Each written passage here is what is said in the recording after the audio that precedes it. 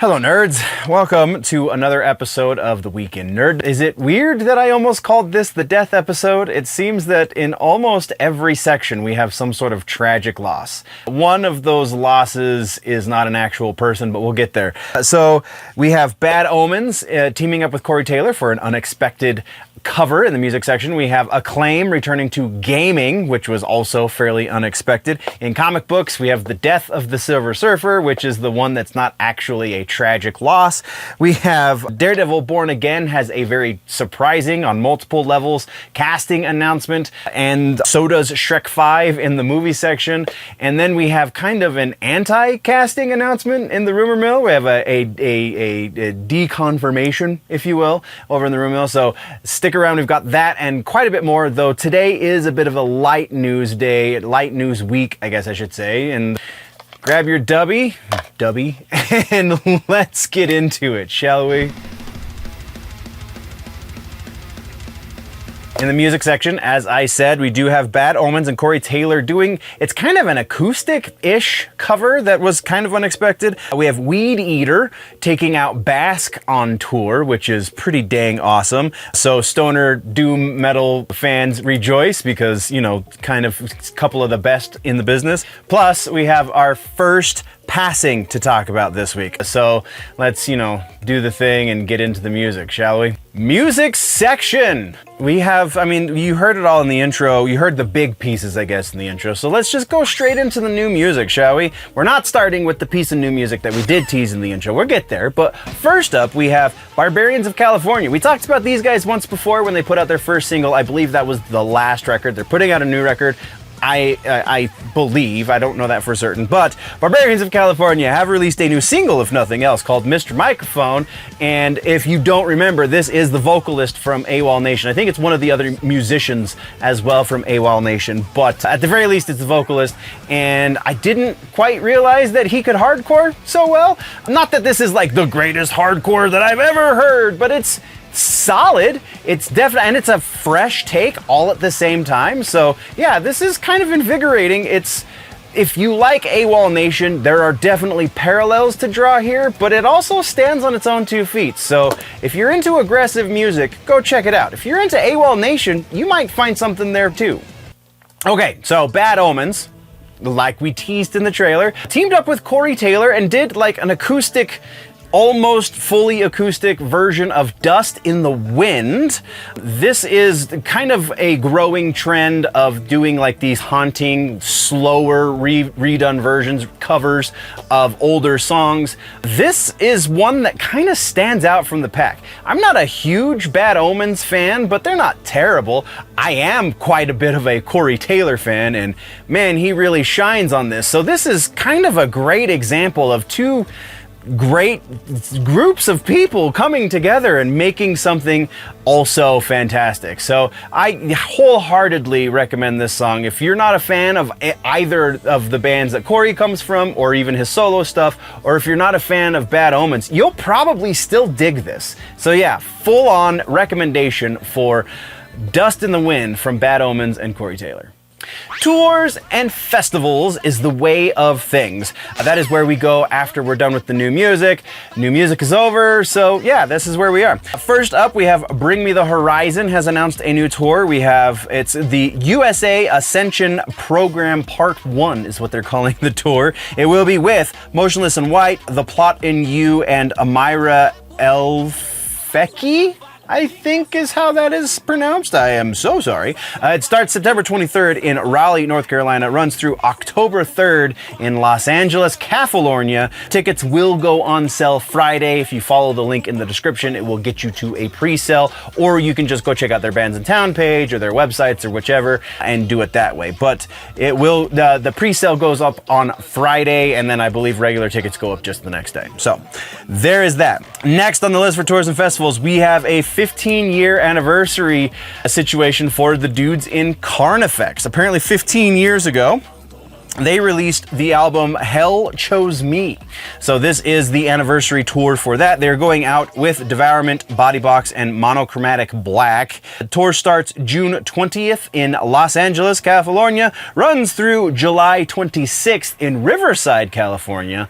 But it does go across the country and just comes back and ends in California, because that's where Carnifex is from, is California. So makes sense. Those tickets are currently on sale, so you can, again, follow the link in the description and it will take you to purchase those tickets. I don't get an affiliate cut, so if you don't click the link but you get tickets eventually, I'm not gonna feel bad.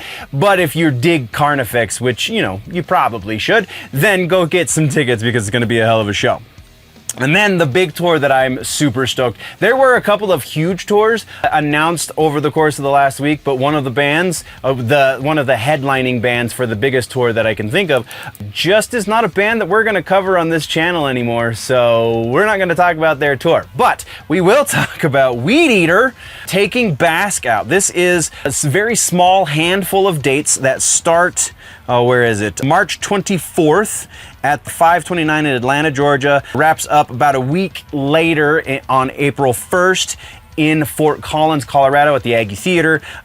This is right before they go out on tour with Napalm Death. So Weed Eater, one of the greatest like stoner doom metal bands, going with Basque, also one of the greats in the genre. Maybe not quite as cool as Weed Eater. Like, I dig both bands, but I definitely prefer Weed Eater, which is why they're headlining, probably. Not because of my choice, but because like generally people agree with that choice. So yeah, go check out Weed Eater.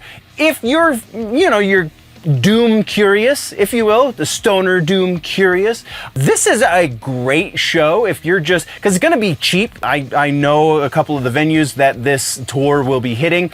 It's going to be a cheap tour, so throw $20 at a couple of tickets and go see some really great, heavy, doomy, stoner stuff and learn a new subgenre of the metals, because this is going to be literally going to be probably one of the great shows of the year if you're into this genre. So there you go check it out.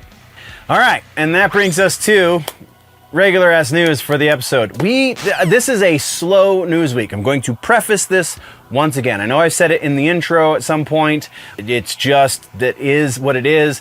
Also in the intro, the main intro for the episode, we mentioned the fact that I almost referred to this as the death episode, and we have our first passing in music. David Johansen of the New York Dolls, the vocalist. If you are unfamiliar with the band, the New York Dolls, but you watch a lot of movies because you're a good nerd, then you will still know who David Johansen is. He was in a number of movies, most notably in my book anyway, he was the taxi driver. He's the first ghost in Scrooged.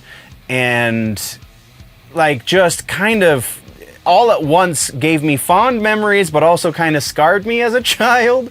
But like the really big contribution that he made, yeah, he made some really cool movies, sure, but the really big contribution that he made was as the vocalist for the New York Dolls. He just kind of was one of the godfathers of punk rock music, was one of the godfathers of glam rock music, all at the same time. You would not associate those two subgenres necessarily, but New York Dolls did it, and they did it before anyone else. So yeah, a trailblazer. Johansen was 75. He had been battling cancer. I think it was 2 different kinds of cancer. Yeah, he had cancer and a brain tumor that he had been battling for nearly a decade. So 75 years is a decent run, man. We gotta honor the great Johansen, David Johansen.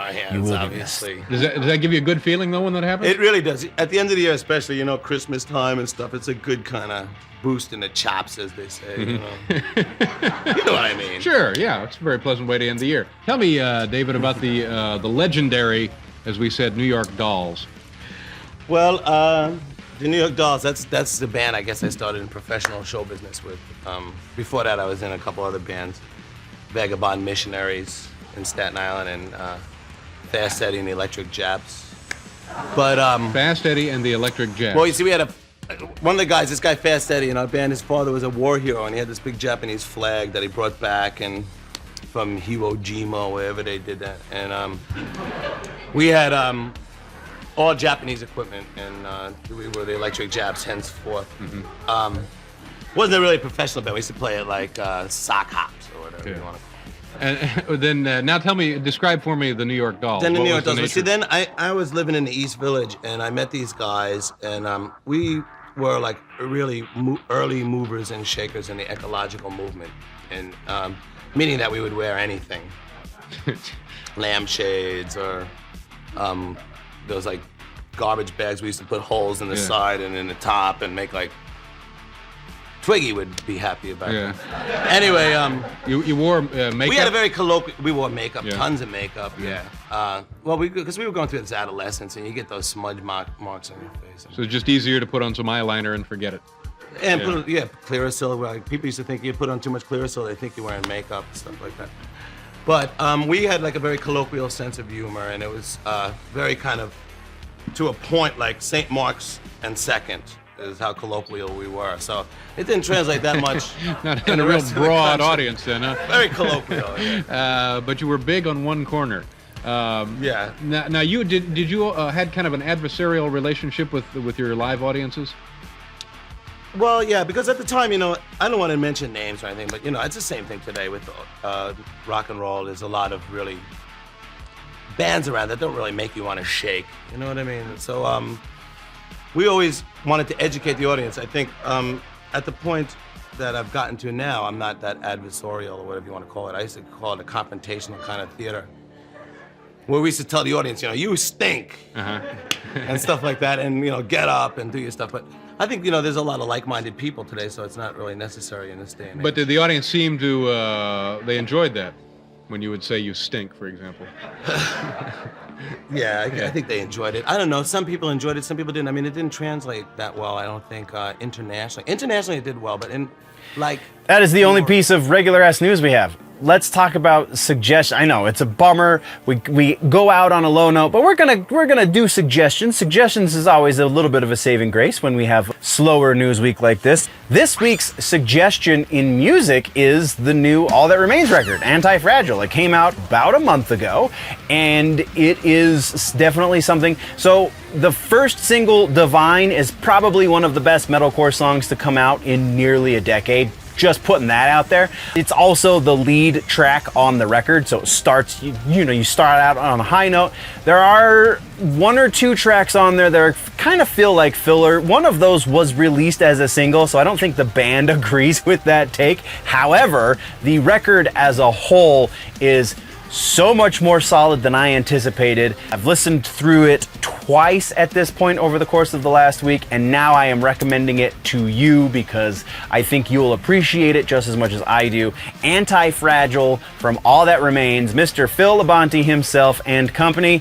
That is your music suggestion for the week. All right, nerds. So like I said at the beginning of the season, this season we are going to be doing a big push for the merch store. The rest of the month of March, we will be probably just continuing with the basic nerd stuff. I have a couple of new designs that are going to be going in that are not going to be part of the basic line. The basic line is not going anywhere, but if you want to support the channel, that's one of the better ways to do it. Go check out the store linked in the description. It is a spring store, and I haven't set up the proper URL, so it's generally nerdy store or anything like that just yet, but it is active and you can purchase stuff from there. So the link's just a little combobulated. Go check it out. Again, linked in the description. You can find all of your nerdy merch needs. We will be getting the Yoda pool design back up. We also are going to be doing a proper redesign on Do You Even Pop Culture, bro? Those will be going up before the end of the season. However, the first special design that's going up is going to be a variation on one of the nerd shirts that are already up there. So go get your basic nerd, and then if you are, a gamer or a music nerd or whatever, then keep your eyes peeled throughout the rest of the season, and there will be something special just for you. So right now, what we got is the basic nerd. It's super cozy, super comfy. Go check it out. Link in the description once again. Let's get back to the news.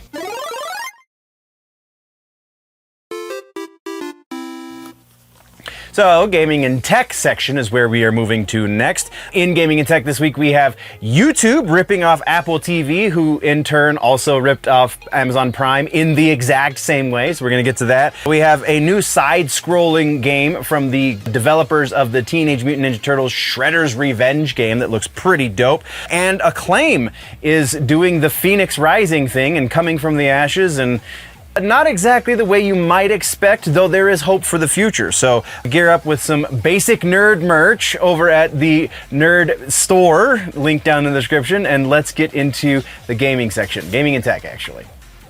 That's right, gaming and tech. We have follow-up, technically because we just kind of our ongoing conversation about YouTube now has another talking point, so that's why it's a follow-up. So they are going to be taking a page out of Apple TV Plus's playbook, who also took the same page out of Amazon Prime's playbook, which is they're going to be launching new, how to phrase this, they're going to be launching new functionality on their platform, which will allow you to subscribe to other streaming platforms through their platform. So if you have Prime, because most of us do, because you like your free shipping or your cheaper shipping or lower amount of whatever actual perks you get from Prime these days, legit, you get the free shipping. I was just making a joke. But if you have Prime, then you already know that if you want to subscribe to, say, Max, but you want to be able to access it through one hub, then you can do that through Prime. That is a possible functionality that they have worked into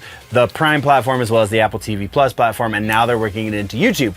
The one I don't know about Apple TV Plus because I don't have it personally. I've never really used it, anything on Apple. I kind of, Jack Sparrow, that stuff. But I do have Prime. I do actually legitimately have Prime. And the functionality for subscribing to other streamers through Prime kind of sucks, not gonna lie. If you subscribe to it, if you create an account through Prime, the only way you can access that account is through Prime. If you create an account outside of Prime, then you cannot then also connect it to Prime and access it through the one hub. It has to be connected and created all in the same spot. So that's super annoying. I hope YouTube works that part out. But also, like, some of the functionality that you would get if you paid them directly instead of paying them through Amazon doesn't work, isn't there. It's not even that it doesn't work, it's that it doesn't exist if you're, going through a secondary means. So again, I kind of hope that because YouTube is connected to Google, which is one of the biggest companies in the world, like, maybe they can figure it out. Not saying that Amazon isn't also one of the biggest companies in the world, but we know that they really don't care about their streaming side of things. Prime and Twitch, very specifically. So yeah, just hopefully that will be a thing that they figure out for users, because it really sucks on Prime. We do have one other follow-up for this episode. We talked previously, actually, I think we might have even, it might have been a rumor the last time we talked about this, but Tony Hawk's Pro Skater 3 and 4, as they released Tony Hawk's Pro Skater 1 and 2 a few years ago, which they changed the physics, which really drives me nuts. I used to be able to, when on my PlayStation and on my Dreamcast, I was able to play through the first stage, the warehouse of Tony Hawk Pro Skater 1. I was able to do all of the challenges on my first run. The initial run, you can get all the challenges if you're on the original hardware. On the remaster, the one that came out for current gen, or I guess it was last gen, but you can play it on current gen, they changed the physics. So some of that stuff you have to do a second run because there just isn't enough time because the physics slow you down. It's bothersome. Anyway, rambling. 3 and 4 is actually happening. There is now a release date, July 11th, and they released a trailer, so technically we could have put this in the trailer section, but so yeah, Tony Hawk, July 11th. Moving on. Speaking of trailers, we do have 2 freaking awesome trailers. First one, obviously, we're going Mortal Kombat 1. Madame Bo has dropped a trailer. So Madame Bo is launching. The way that it's been going, Madame Bo is a cameo. She is the gender-swapped version of Boraicho, who is the man who, in the lore of Mortal Kombat, originally trained Liu Kang and Kung Lao. So in this new lore, Madame Bo trained Kung Lao and Raiden, and also the Lin Kuei, so they're expanding her role just a little bit. She will now be a cameo, and she is launching with the T-1000. The date is here written down, I know it is March 18th. The two of them will both be available if you have the Chaos Reigns DLC. Otherwise, you're going to have to wait a week before you can purchase them a la carte, but you will be able to purchase them without having Chaos Reigns. Just have to wait a little bit longer. That's the way they do it for all of them. The really cool thing, though, is that they're both coming at the same time. With all of the other cameos and DLC characters, they released them separately. So you got a DLC character once, and then a month or two later you get a cameo, and then vice versa. It just kind of went back and forth like that.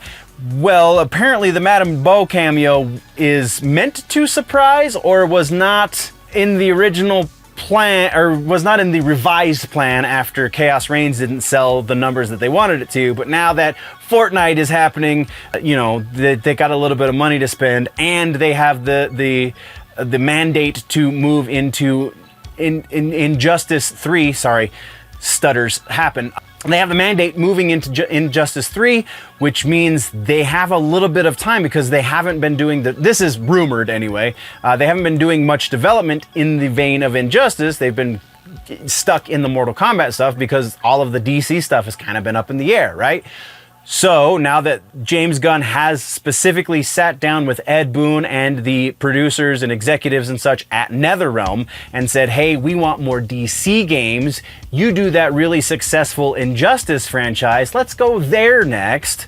So that's changed the plan, which means they've got a little bit more time to fill, not kill, to fill between now and the release of their next game. So we're very likely going to be seeing at least a little bit more DLC than we thought we were getting a couple of months ago, because again, Chaos Reigns sold like poop apparently.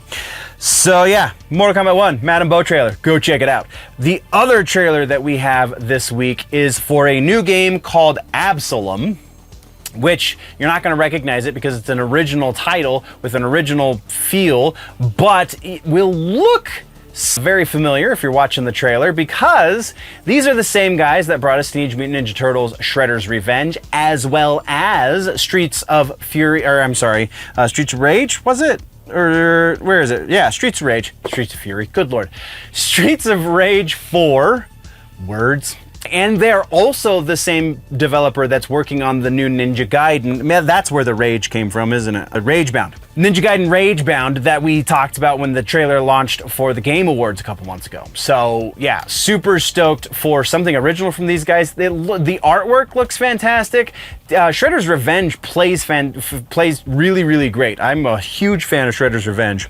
Something I can sit down and play with a girlfriend, and she digs it too. So yeah, always. This will feature, much like Shredder's Revenge, this will feature a solo option. You can play by yourself. They labeled it as a campaign, but I don't know if it's going to be different if you're playing by yourself versus playing with others. You can play online co-op, and you can also play couch co-op, again, like Shredder's Revenge. So super, super stoked about that. I haven't played Streets of Rage 4 yet, though I'm pretty sure all of the same things apply. I am very excited to get it eventually. I just don't have it yet, so there's that.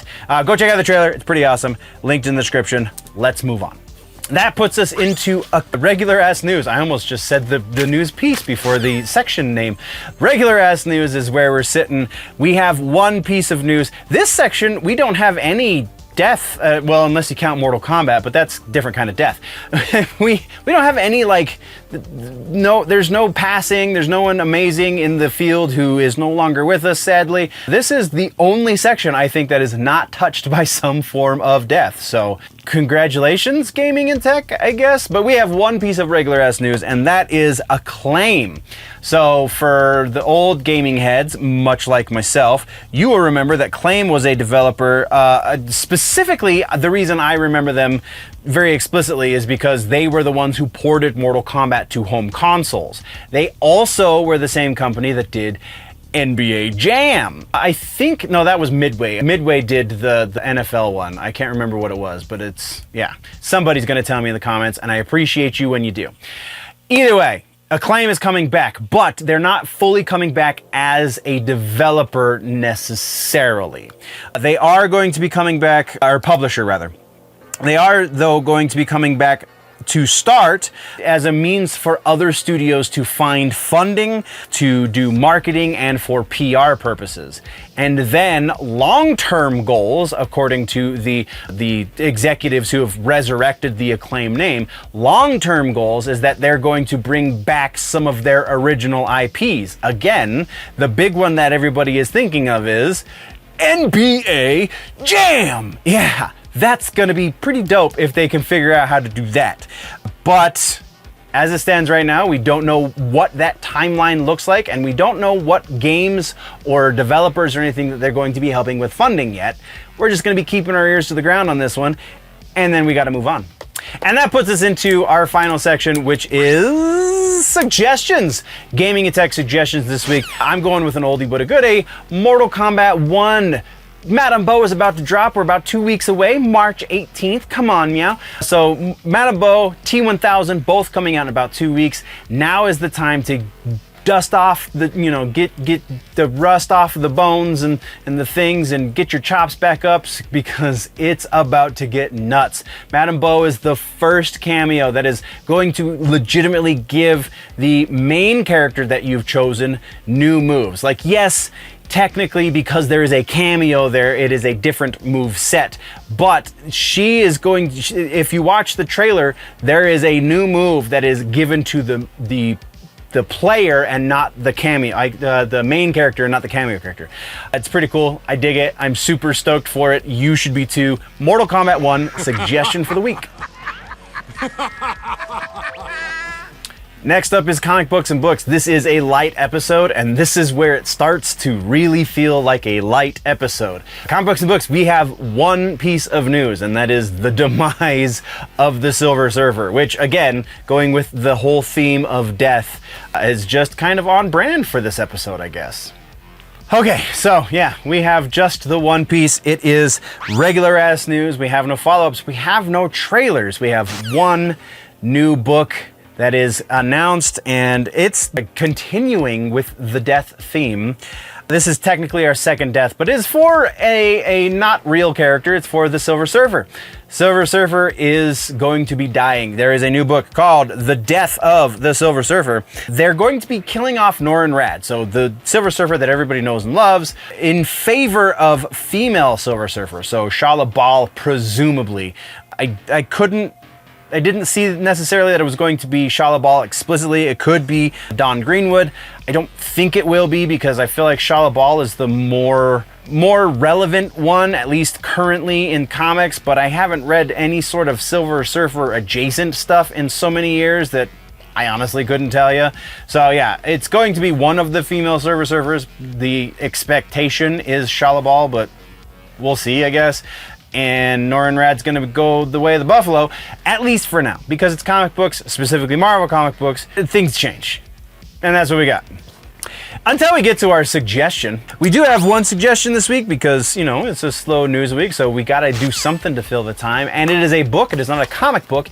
It is a book from the author Neal Stephenson, whom I have suggested a few of his books on the channel previously. This one, though, I think is a fresh one. I don't think we've talked about it before on the channel, and that is Reamd. I know it looks like it should be Read Me. It's just whoever wrote it because dyslexic-like, but that is intentional. You will see what it means when you get into the actual book. Neal Stephenson is speculative fiction. He is also science fiction. He is also cyberpunk. This is more on the speculative fiction side of his writings, but it is just a prime example of how omniscient, how prescient, I guess, he is, because this was in 2011, was calling kind of a lot of the political situations that we see throughout the world today. Not just like war kinds of politics, but like social politics too.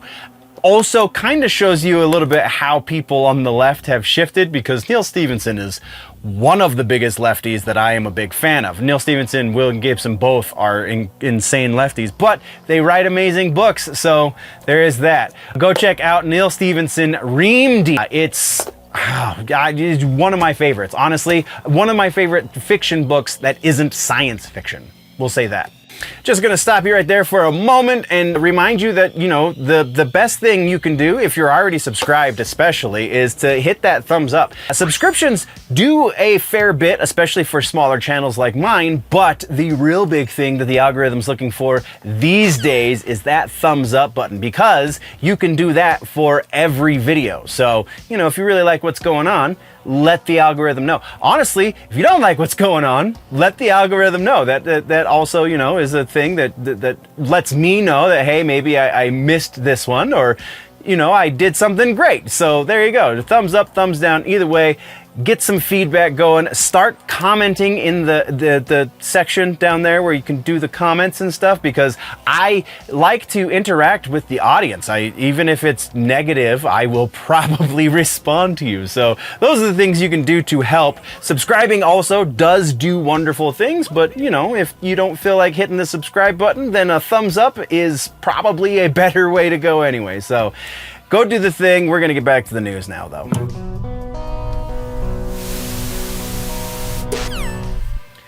In TV streaming, we have our second actual living, breathing person who has passed that we're going to be talking about, you know, because comic books doesn't really count.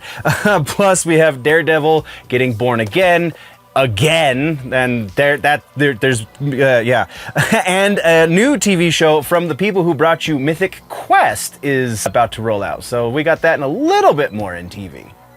Okay, so to start off the TV streaming section, we do have, it's two follow-ups. The first of which is kind of the big one that we led with, Daredevil Born Again. There's kind of two here. See if you can spot them.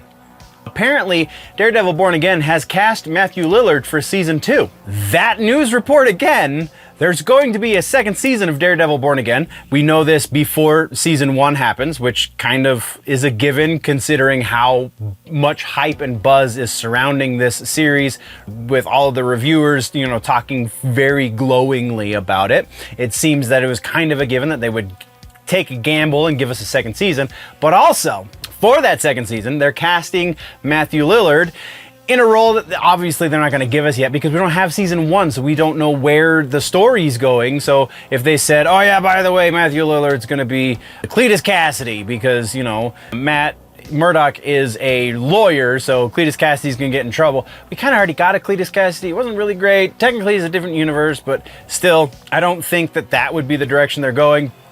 Possible. I think Lillard would be a really interesting choice for that. That's super speculative though, so it's not for this. We do know that he's been cast, we just don't know for what. Let's move on. Our other piece of follow-up news for this episode is the Oscars. They happened, in case you missed it, because nobody watches the Oscars anymore. As evidenced by the fact that this year was 7% lower, last year was somewhere in the neighborhood of 10 and 12% lower. It's just been going downhill ever since. Possibly because they took a little bit of time off during the COVIDs, but also possibly because nobody cares about Hollywood giving itself a pat on the back. It's ridiculous. It is inane. It is absolutely the reason why people aren't actually going to the movies, and they're spending more time playing video games and watching YouTube shows. So yeah, it's a little bit ridiculous. Let's cut back on the spectacle. There are a couple of things worth watching for the Oscar rebroadcast, or just look them up on the YouTubes. We'll talk about that, and that just happened. The thing to take away here is we're down 7% on viewership. Also, the ABC contract is up as of this year, and it sounds like ABC is not renewing. So it means they're looking for a new TV home for the Oscars. Who wants to pick that up? Nobody? Hands? No? Nothing? All right, let's continue. And then we got a trailer, just the one. I need to preface some of these things a little bit by saying, yes, I know other trailers for other new shows have dropped, though none of them, from what I found in my research, none of them would quantify as exceptionally nerdy in nature, except for this new Side Quest show, which is a spin-off from Mythic Quest over on Apple TV. Side Quest is only going to be 4 episodes. They're calling it a DLC. package or something. The vocabulary escapes me precisely, but they're calling it DLC effectively for the main Mythic Quest show. So I thought that was pretty clever. Again, it's only going to be 4 episodes, but if it does well, I'm sure we'll see other things in this nature for the show. Still haven't watched Mythic Quest, though I know that Rob McElhenney, whatever, is very, very proud of his work on there, just as proud on that almost as he is for It's Always Sunny. So I dig Rob. I think he's got a great sense of humor. I think he's a kind of a great producer and such. So I'm very intrigued to watch it. Like I said before, though, I don't have Apple TV Plus, so it's harder for me to get my hands on it, though I'll probably here in the next few months probably get my hands on the first season. I believe they're in season 2, maybe even 3 at this point, but either way, side quest, go check out the trailer. Let's continue on before I just keep rambling. Oh, and then we have regular ass news. We have one piece of regular ass news, and this is another passing. Death episode, what can I say? This is another passing. This time it is George Lowe. If you don't recognize the name, you absolutely must recognize the voice, because he was a voice actor who very famously did Space Ghost on Space Ghost Coast to Coast. He did a number of other Adult Swim cartoons, but like that's the voice that got him into those other Adult Swim cartoons. My college age years and the latter years of high school were very much shaped by the existence of Space Ghost Coast to Coast, as well as a number of other things that he was also associated with, but none so much as Space Ghost. Years ago, before his passing, I was honored to be able to interview John Schnepp twice, who Schnepp was one of the creators and producers on Space Ghost Coast to Coast, and just some really great stuff there too. So yeah, it's a titan of voice acting, because dude just had great timing. Like, was just that voice is so iconic. He will absolutely be missed. So here we are taking our moment for George Lowe. Sure. Okay. All right. Schnitzel. Space Ghost interviewing Schnitzel. Okay, here we go. You got it, Bugs. Well, hello there, little fellow, and why don't you identify yourself for the universe? Wait,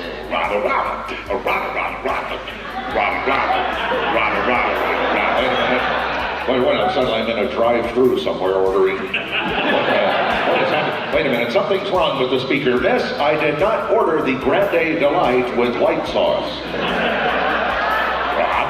Try it again. Ella Fitzgerald, everybody.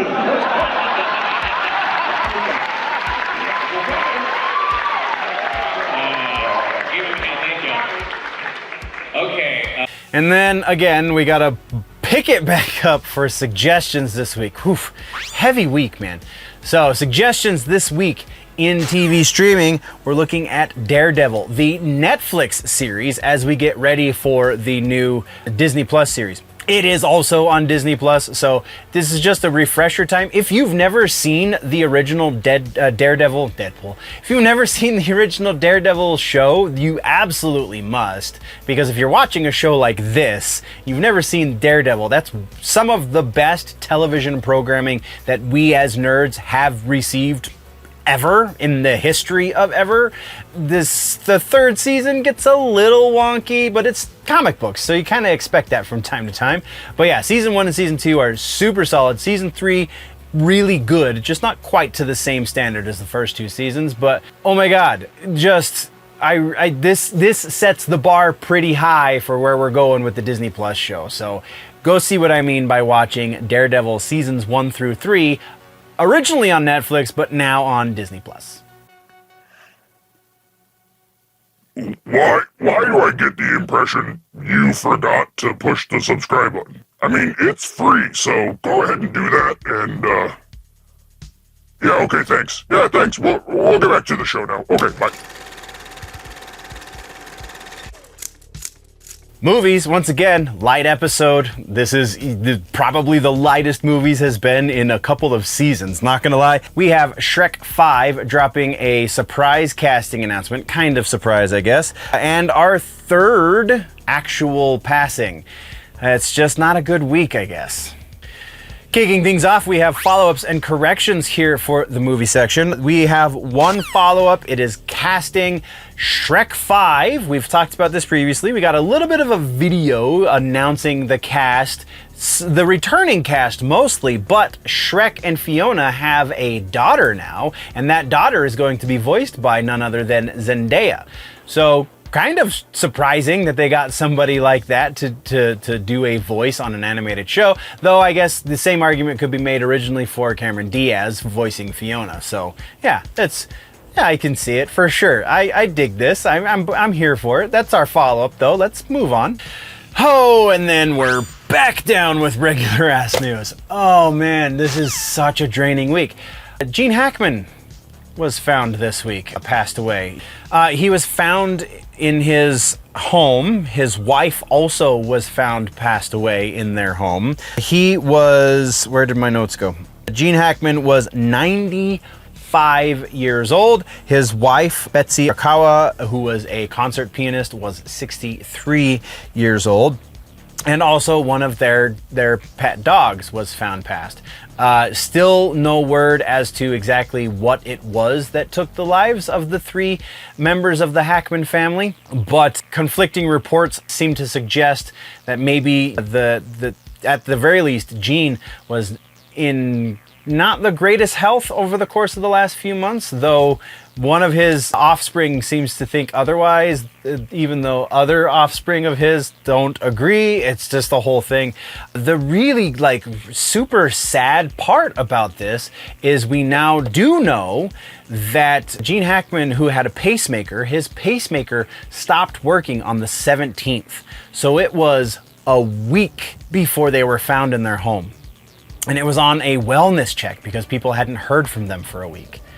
So yeah, this is probably the heaviest of all of the passings this week, just because of the circumstance. And also, Gene Hackman's amazing. So yeah, just let's take a minute for Gene Hackman. We've taken a lot of moments this week. Let's pay our respects. You guys as nervous as I am? And the winner is Mr. Gene Hackman.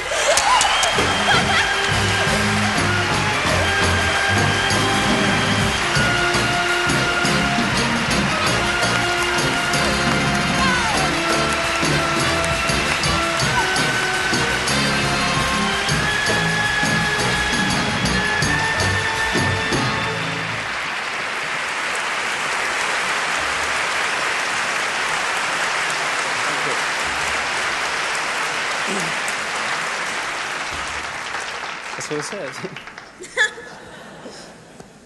Thank you very much. I just want to start at the beginning just for a second and say, sitting out there next to Barbara Harris reminds me of my first acting scene ever was in New York, and the gentleman sitting in front of us when we were doing that scene was my acting teacher, and I just have to mention his name, George Morris, and I want to thank him.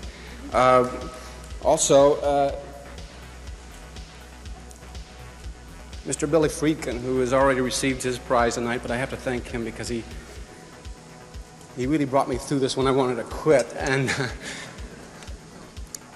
Eddie Egan, who you all know, Mr. Phil D'Antoni, Roy Scheider, Roy, and last, a young lady who I met in New York many years ago, Miss Filippa Maltese, and she brought me uptown. And then we're kind of staying in that same energy though a little bit. This is suggestions for the movie section. Suggestion is 1978's Superman. The kind of the proof of concept, if you will, for a lot of comic book movies. Like, yes, it wasn't the first comic book movie. There was the Batman movie with Adam West. There were the Superman movies with Christopher Reeve's father playing Superman. Like, this was not the first. This was just the first modern version. Modern is kind of a loose term now because it was 1978, but still holds up to a good degree, maybe not as much as some might think it does. It's quality though. This is a classic superhero movie with classic Gene Hackman as Lex Luthor, Christopher Reeve as Superman. You cannot go wrong with the OG Superman. Also Superman 2, if you like this one, go watch that one as well. Don't go beyond Superman 2 though, maybe, because you just take my word for it. It's classified. Okay, rumor mill. This is going to be a different kind of rumor mill. This whole episode has been just chock full of really kind of downer stuff, right? So this rumor mill is got a bit of a hope for the future, but we have one refutation, we have one confirmation, and then we have those MCU leaks. And boy, do we have those MCU leaks. We are going to get into some detail, maybe not as much detail as other channels do, but that's why this is generally nerdy and not specifically nerdy, right? So let's talk about some rumors. Okay, rumor mill. Let's get to these confirmations, refutations. A refutation. We talked about this rumor last week. It has now officially been shot to death by one Mr. James Gunn, and that is Daniel Radcliffe is not, at least currently, in talks to play Clayface. According to Gunn, they just got a director for the project, so they haven't even begun thinking about actors. I mean, I'm paraphrasing, but that's essentially what he said. I believe it was on his Blue Sky account because, yeah, Blue Sky. So, yeah, James Gunn just said there's no truth to this one. They haven't started courting actors for anything just yet because they just got a script done and now they just got a director. So there will be actors being considered for the part. It's not Daniel Radcliffe, though. So, continuing on. We have kind of confirmation for a rumor that we have been keeping tabs on for some time, and that is the soft reboot of the MCU. So, Brad Winderbaum, who we talked about previously, is still on the press junket promoting TV stuff because he's the CEO of the TV side of things. Once again, Daredevil. He's promoting Daredevil, but was asked in an interview doing the press junket, what does the future hold for the MCU? To which he replied, again, I'm going to be paraphrasing, to which he replied something along the lines of, well, when you have something this large, it's very difficult to completely reboot it because of the fan interest, because of fan involvement. So what that seems to confirm is they're not going to do a full proper hard reboot, which if you've been paying attention, you should already know, but it does leave open the idea of a soft reboot where they just start to recast characters as people age out of roles or as contracts come due and so on and so forth. So yeah, it leaves open the idea for a soft reboot, but kind of squashes the idea of a hard reboot. So quasi confirmation, I'm gonna call that one. Next up we have we have the big one. We're gonna do the big piece, those MCU leaks, and then we will get to a couple of other rumors. So first off, normally we give percentage of likelihood for this.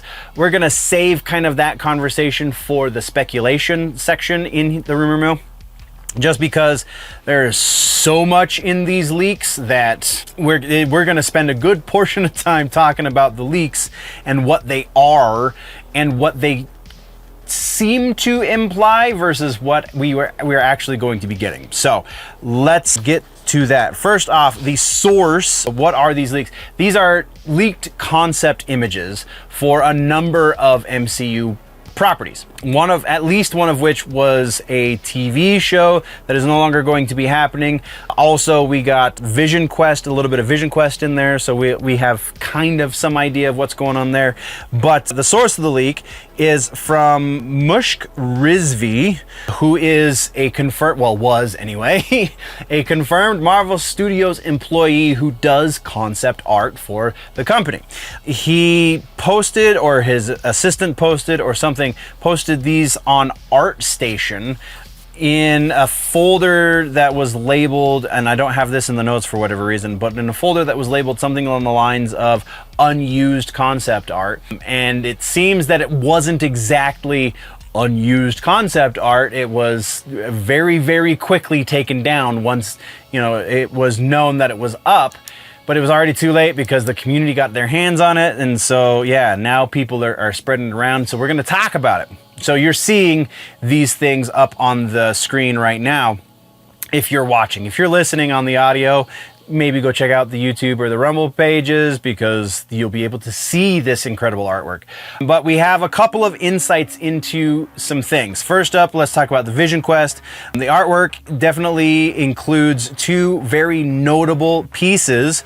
First up is, where is it? The first image features Jocasta, the female counterpart to Ultron, who basically is just Ultron, like same head basically, just kind of a little more top heavy. So she was previously seen in a variant form in Agents of S.H.I.E.L.D., suggesting her appearance in the series. Possibly another shows Peter Quill in the Vision Quest series. It's Vision and Peter Quill sitting on the couch together. That would be a really cool thing to see. We do know that there's not going to be like a Star-Lord movie, but we also do know that we're going to be getting Chris Pratt back as Star-Lord to some degree. That part has not been made known officially, so it seems they were at least at one point toying with the idea of having him be in the Vision Quest series, so that's pretty dope. The next set of images will be the Avengers Doomsday highlights. Notably, Doomsday, not Secret Wars, though also notably looks like it is setting up pretty well for Secret Wars. This one is, there's a medieval inspired setting with Doctor Doom sitting on a throne, with Doctor Strange standing next to him. Very, very probable battle world because of the Doctor Strange inclusion. Returning, you'll also see White Vision, Star-Lord, and She-Hulk. There appears to be an implication that they're going to be recasting Black Panther, though again, it's probably going to be a different Black Panther and not T'Challa. I still think that that what's his name, Chadwick Boseman's brother's statement should be taken into consideration. Him saying that Chadwick would want them to recast the role. So I don't know, but we do see that. We see Fantastic Four cast in the Battle World images as well. And then from there, there are other projects that are involved here, like I said, that probably aren't going to be seeing the light of day. One of which very specifically is not going to be seeing. It's called Iron Man 3000, which was going to be a series on Disney Plus, which is no longer. This one is legitimately unused promo art or concept art rather. But yeah, you see Morgan Stark, Pepper Potts. There was a race car themed show, so you see a different Iron Man uniform. You also see a younger female version of Vision. And then we get, this one's the really interesting bit for me, is the Fantastic Four First Steps concept art. We see the child that they're very likely going to actually have in the show, but it is very notably a single child and not two children. So in the comic books, we get Franklin Richards and Valeria Richards, their brother and sister. Franklin's the older of the two. It looks like in this movie we're only going to be getting Franklin, because we see a couple of pictures of him as a toddler and as a baby. But then also it seems, and Josh from the Nerdvengers, Den of Nerds, there we go. Josh from the Den of Nerds thinks that the very medieval picture with Doctor Doom on the throne with Doctor Strange next to him, there is also a small boy next to him. And in the comics, Valeria Richards has, she has a relationship of sorts, of like a uncle-niece relationship, nothing untoward, with Doctor Doom. So it's a very kind of conflicting situation for the Fantastic Four, because Reed's daughter looks up to Doctor Doom as some sort of uncle-like figure, and Doctor Doom is the ultimate bad guy. So, like, how does that work out?